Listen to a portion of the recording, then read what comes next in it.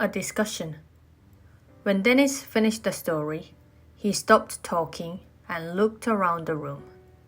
Everyone was deep in thought. He waited. "Wow," said Alex. Dennis turned to him and smiled. "Wow? Good for him," said Alex. "He did it. He made it out of the maze." "Just like Andy Dufresne in The Shawshank Redemption," said Ben. The rest of the group laughed. By now, Ben had a well-established reputation as the class entertainer. "I had a boss once who wasn't so lucky," said Brooke. "Really?" said Dennis. "What happened?" "When I first got out of journalism school, I worked for a city newspaper. Nobody could convince the publisher we needed to get online. He believed print advertising would keep paying the bills even when our biggest account switched over to advertising on the web. He insisted that paid circulation would pick up again soon, even as more and more readers left us to get their news online. A year after I arrived, the whole operation shut down. Never found its way out of the maze," murmured Alex.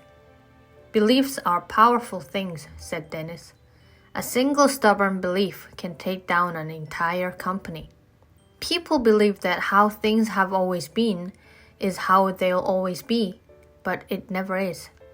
"You know what Mark Twain said," Ben commented. "It ain't what you don't know that gets you in trouble. It's what you know for sure that just ain't so." The class laughed again. Dennis smiled and said, "Twain had it right as usual, and here's an example. When the Titanic made its maiden voyage in 1912, people described the vessel with a single word. Unsinkable," said Brooke. "Exactly, unsinkable. That's what everyone believed. And because they believed it, they didn't bother loading on enough lifeboats. And more than 1,500 people died," said Brooke. "All because of a thought people trusted was true," added Mia. "The facts of the matter," murmured Alex. The class was silent for a moment. "Oh man," said Ben. "I'm starting to get the sense that all beliefs are bad," said Mia. "Narrow viewpoints that just get us in trouble. But that can't be true. I mean, even Ham found some beliefs that served him right." "Absolutely," said Dennis. "All beliefs are worth examining. The key is to notice your beliefs and test them, not necessarily discard them. Some just get in our way and stop us from being our best selves, or even drive wedges between us. But some beliefs are powerful truths, beacons that lift us up and help us keep moving forward, even in the toughest times. Like the idea that all people are created equal," suggested Ben, "endowed by their creator with the unalienable rights to life, liberty, and the pursuit of happiness. Or like Ham's belief that hope was a good friend," offered Brooke. "Or believing in our kids," added Mia. "Or in yourself," said Dennis. "Believing in the idea that you are put here for a reason, that you have unique value to offer the world. For example, Mia, why did you become a doctor?"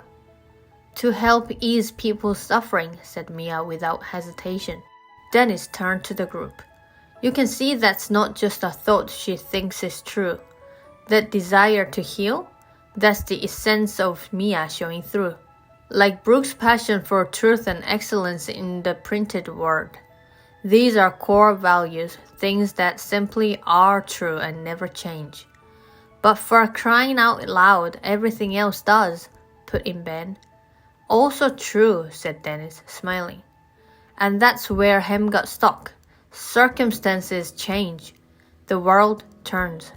And things that may have been true yesterday suddenly are no longer true today. Blockbuster Video was positive we would all go on watching movies on videotape forever. Polaroid was absolutely sure people would always snap their photos on little paper squares. Just like bookstores in the early 90s knew for a fact that an online bookstore could never possibly amount to much. They all built their futures based on beliefs that turned out not to be true, and it sank them. Just like the Titanic, added Ben. Just like the Titanic, Dennis agreed.